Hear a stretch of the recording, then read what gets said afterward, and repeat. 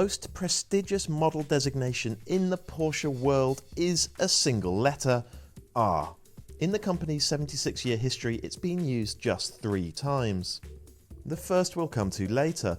Porsche has deployed the R badge twice in the modern era, first on the Cayman R of 2011 and more recently on the 2016 911R.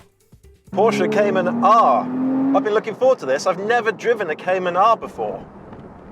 And I've wanted to for a long time because I've always loved the standard 987 Caymans. They are fantastic cars. And this R, it's so sweet to drive. On paper, it doesn't seem like it's that different to the Cayman S of the same generation.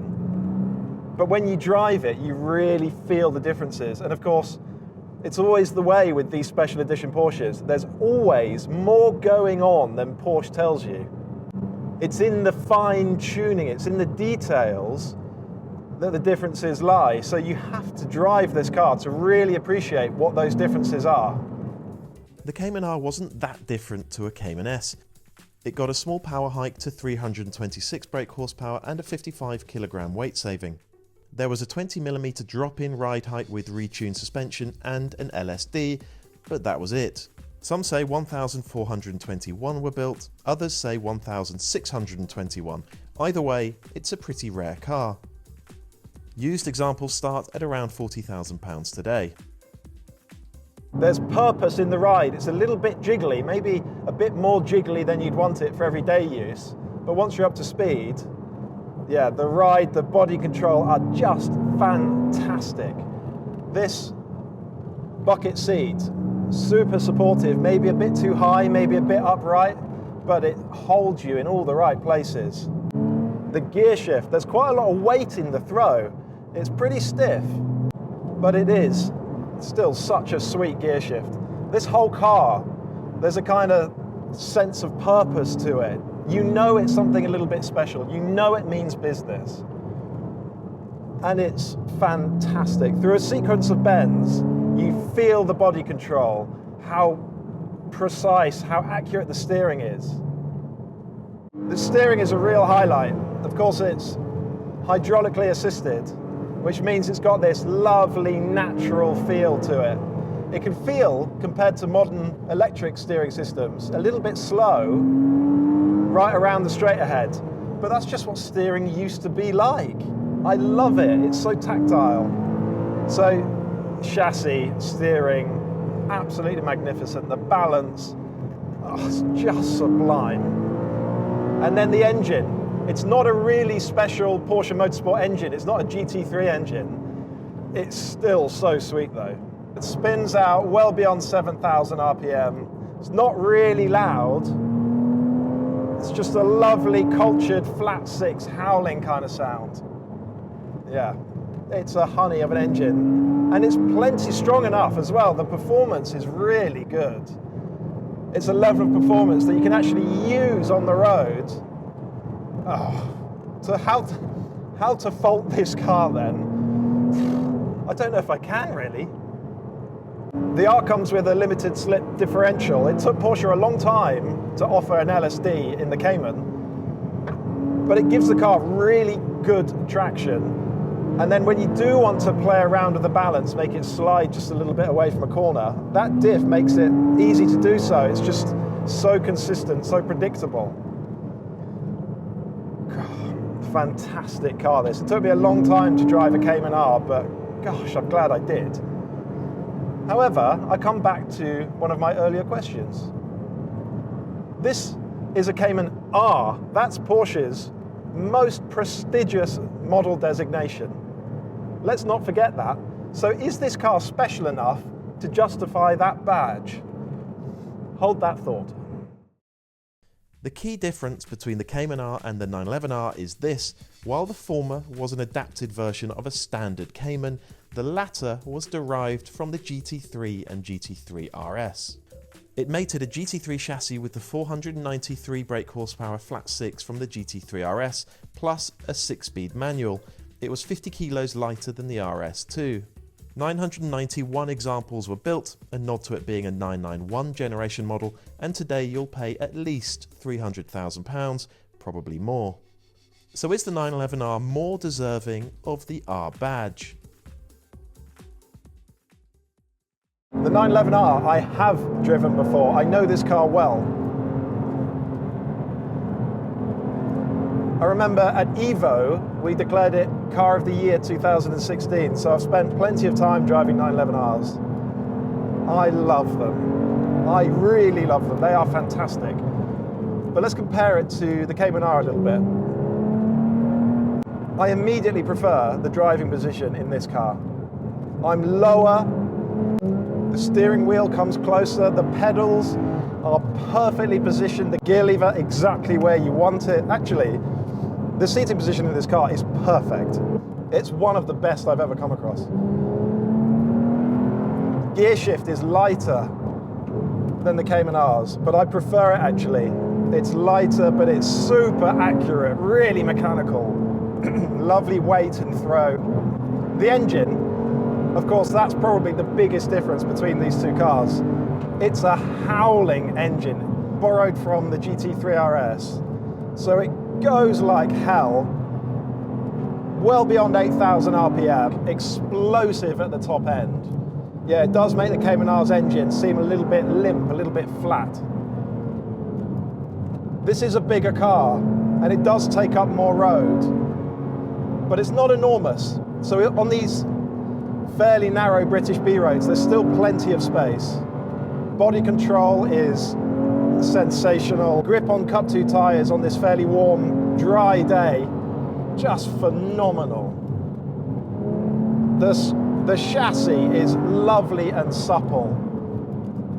It doesn't thump and crash its way along a bumpy road. It glides, it's so serene. It does have the balance of a 911, so a very light front end, all the weight at the rear, which gives an extra dimension to the way the chassis feels. It's such a sweet car.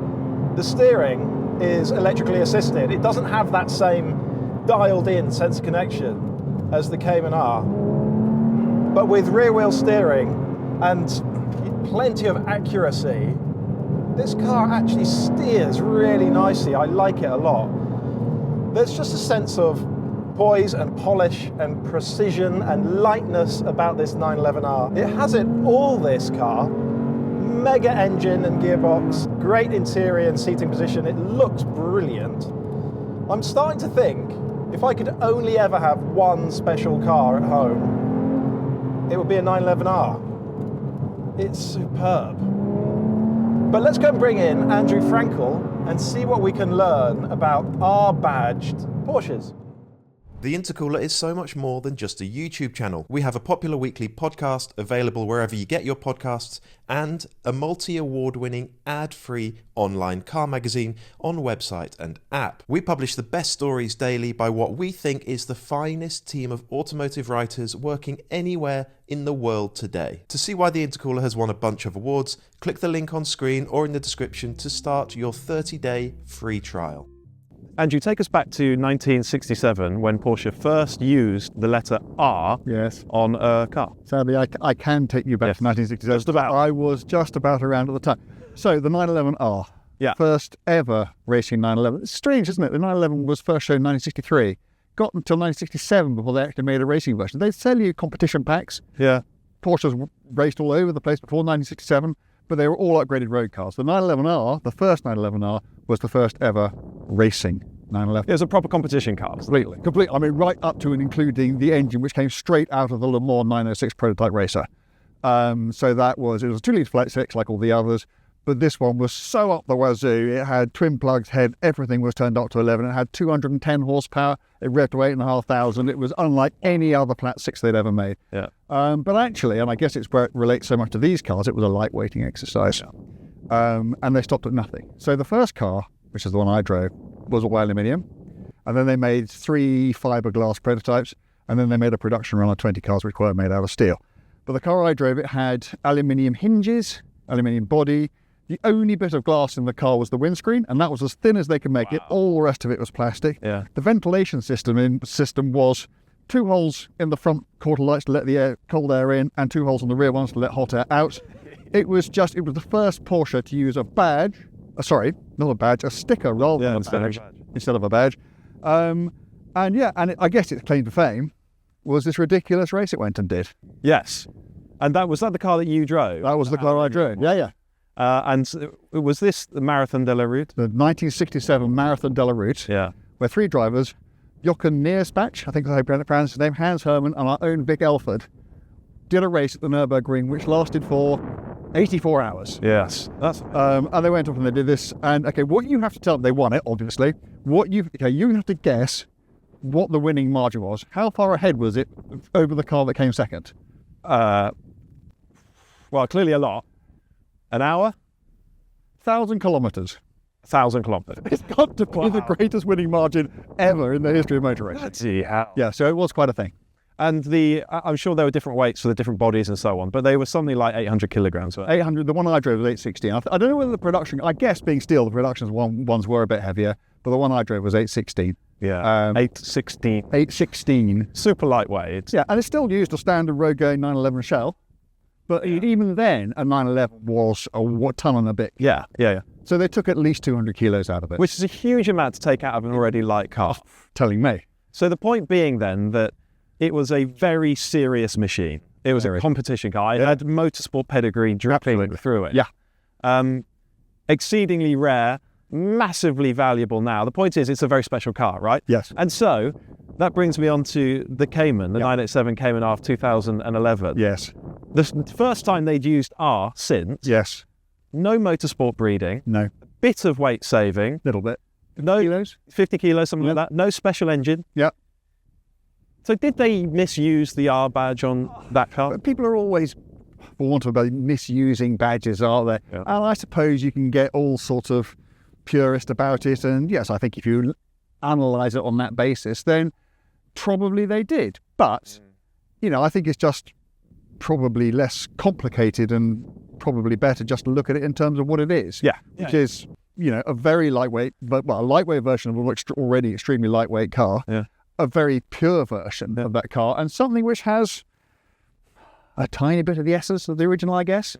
Yeah, just a bit. And it's more than the sum of its parts. That's what I've realised today. If you look at the spec sheet, you think, well, they haven't bothered. They haven't really done It's just slightly warmed over Cayman S, isn't it? But actually... It hangs together, doesn't it? Yeah, and it feels quite different to a Cayman S. Yeah. And as I said in the video, it's in the fine-tuning, it's in the details that you find those differences and that slightly different character. Yeah.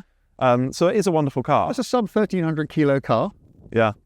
Which is light. That's very light. Yeah, it really is. And you can feel it. It just feels, and it's got a hydraulic steering, which I love from those cars, and it's something they abandoned for the generation after that.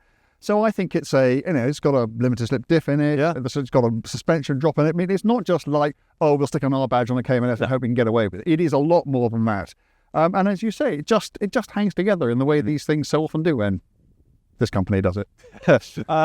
One of the striking things about this car, it's got the badge. Yeah. That's a very special badge in the Porsche world. It's still pretty rare, depending on who you believe. It's either 1,421 or 1,621 built. Okay. So not huge numbers, really. Well, I mean, but if you use my usual F40 yardstick, there are about 1,300 Ferrari F40s. Yeah. So not a lot, not less rare than that. Yeah. Yeah. So you're not going to see them everywhere. No. The amazing thing about this car then is that you can pick them up for just over 40 grand. Yeah. So that's a very special Porsche for not crazy money, isn't it? It's a rare and special Porsche, and it is special. Yeah. We've been knocking about in it all day. Yeah.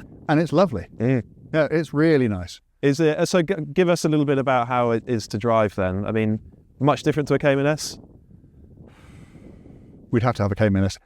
No, not much different. Just a bit sharper, just a little bit more attuned to the business of driving than a Cayman S. Tiny bit more power, bit lighter, got the diff, just bit lower, just a little bit better, but everywhere.